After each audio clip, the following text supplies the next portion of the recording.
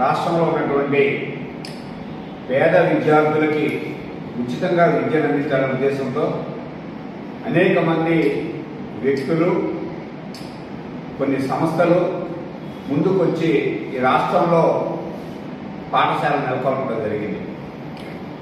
వారందరూ కూడా పేదవారికి ఉచితంగా విద్యను అందిస్తున్న ఉద్దేశంతో గతంలో ఉన్న ప్రభుత్వాలన్నీ కూడా విద్యారంగానికి వారు చేస్తున్న సేవలను గుర్తించి ప్రభుత్వం నుంచి కూడా వారికి సరైన ప్రోత్సాహం అందించాలనే ఉద్దేశంతో వారందరూ కూడా గ్రాంట్ ఇన్ ఎయిడ్ ఇస్తూ వచ్చాయి. ఈ రాష్ట్రంలో అనేక పెద్ద విద్యా సంస్థలు గ్రాంట్ ఎయిడెడ్ విద్యా సంస్థలుగా వేలాది మంది లక్షలాది మంది విద్యార్థులు విద్యను ప్రసాదించి విద్యాభివృద్ధికి తోడ్పడ్డారు. అయితే గత 50-60 సంవత్సరాలకు ఏర్పడి విద్యా సంస్థల యొక్క ఆస్తుల విలువ గణనీయంగా పెరగడంతో గతంలో అధికారంలో ఉన్న వైసీపీ ప్రభుత్వానికి వారి ఆస్తులపై కన్నుపడింది.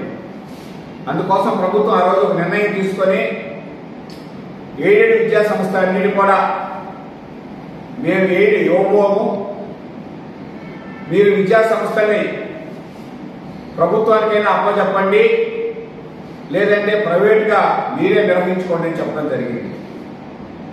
అయితే ఈ నిర్ణయాన్ని రాష్ట్రంలో ఉన్నటువంటి విద్యార్థులు తల్లిదండ్రులు తీవ్రంగా వ్యతిరేకించడం, అనేక మంది కోర్టుకు వెళ్ళడం, కోర్టు ఆదేశాల మేరకు తప్పనిసరి పరిస్థితుల్లో కొద్ది రోజుల తర్వాత ఈ నిర్ణయాన్ని ఉపసంహరించుకొని ఎయిడెడ్ విద్యా సంస్థలు కొంత ఉపశమనం కలిగించినప్పటికీ కూడా ఎయిడెడ్ విద్యా సంస్థలు జరగాల్సిన నష్టం అంతా జరిగిపోయింది. రాష్ట్రంలోనే ప్రసిద్ధిగాంచినటువంటి విఆర్ కాలేజీ ప్రభుత్వం తీసుకుని అనాలోచిత నిర్ణయం వల్ల మూతపడింది. అదేవిధంగా ఎస్విజిఎస్ కళాశాల కావచ్చు, కస్తూరిదేవి విద్యాలయం కావచ్చు, అనేక విద్యా సంస్థలు నెల్లూరులోనే ఈ వైసీపీ అనాలోచిత నిర్ణయం వల్ల ఎయిడెడ్ విద్యా సంస్థలు మూతపడి పేదవారికి ఈరోజు విద్యను అభ్యసించే పరిస్థితి లేక ప్రైవేట్ పాఠశాల చదువుకోవాల్సిన పరిస్థితులు ఈ నెల్లూరులో నెలకొన్నాయి. ఈ ప్రభుత్వం ఈ నిర్ణయం తీసుకునే దానివల్ల రాష్ట్రంలో ఉన్నటువంటి 2002 ఎయిడెడ్ విద్యా సంస్థల్లో 423 సంస్థలు పూర్తిగా మూతపడ్డాయి. 845 సంస్థలు ప్రైవేట్ విద్యా సంస్థలుగా మారాయి. దానివల్ల ఈరోజు అనేక మంది పేదలు విద్యకు దూరమైన పరిస్థితులు, అనేక మంది ఇబ్బందులు పడుతున్న పరిస్థితులు మనం చూస్తున్నాం.